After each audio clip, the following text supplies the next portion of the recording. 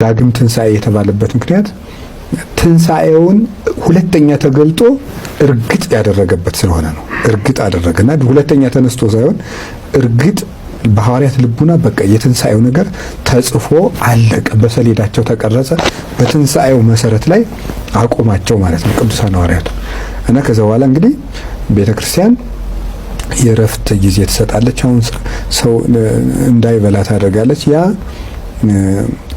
እንዲበላ ታደርጋለች ባለ 50 እና ያ እንደው 50 ቀን የጾምነውን ደግሞ 50 ቀን እያበላ እግዚአብሔር እንደው በምግብ ሊያካክሰን አይደለም። ምግብ ለሰው ልጅ ቁም ነገር አይደለም። ተፈጥሯችንም ለምግብ አይደለም ሲጀመርና እንግዲህ ከሰውና ከጅብ መቼም ሰው ነው የሚበልጠው በተፈጥሮ ባህሪ፣ ግን ብዙ የሚበላ ጅብ ነው። ክብር በምግብ ቢሆን ኑሮ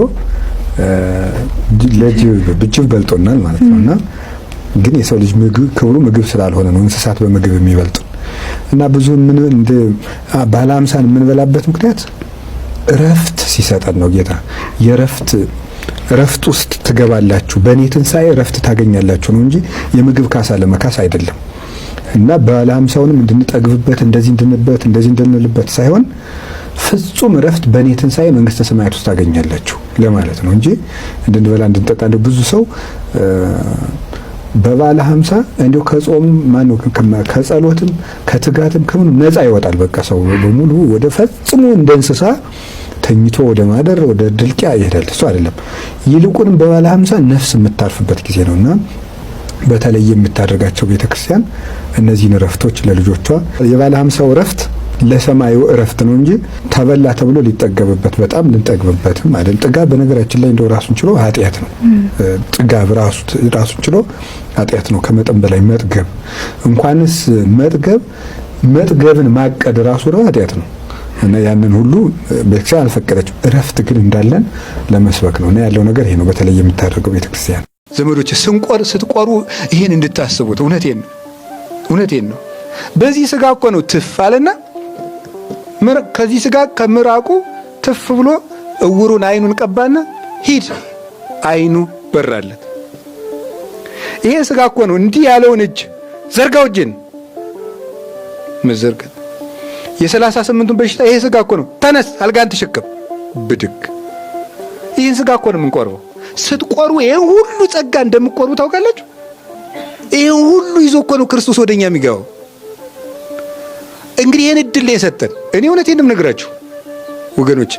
እኔው ክርስቶስ ሊመጣ ነው ብላችሁ እንድትፈሩ ሳይሆን ይሄ እድል ባካችሁ ያመልጣችሁ ነው። ኋላ ግን ይሄ ስጋ የሚመጣ ሊፈርድብን ነው። አሁን ይሄን እድል ነው የሰጠን እንድንበላው እንድንጠጣው። እንደዚህ ያለ አባት እስኪ ፈልጉና አምጡ አለ እንዴ? የገዛ ስጋውንም ያበላ የገዛ ደሙን አጠጥቶ የሚያነጻ ወዴት አለ? ክርስቶስ ይሄ ስጋ ሁሉ ያደረገ ነው።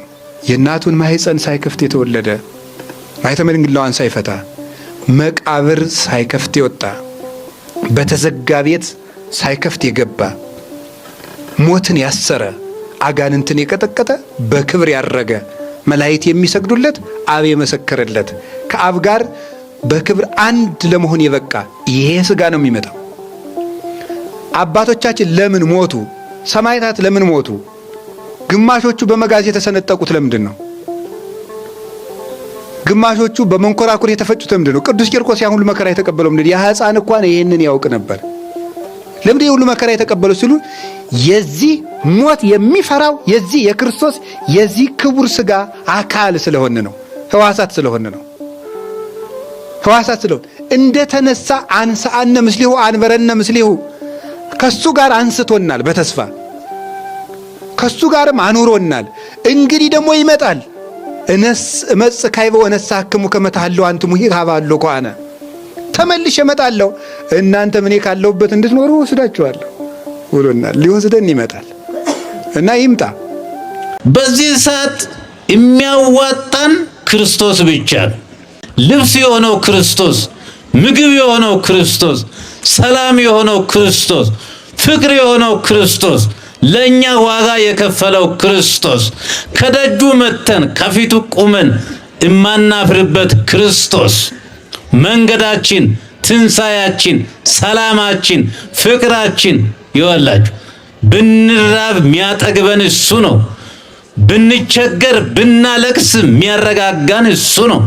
ሰላም የሚሰጠን እሱ ነው። ወደሱ ከፍ ማለት ይገባል። ከፍ ያርጋችሁ እግዚአብሔር።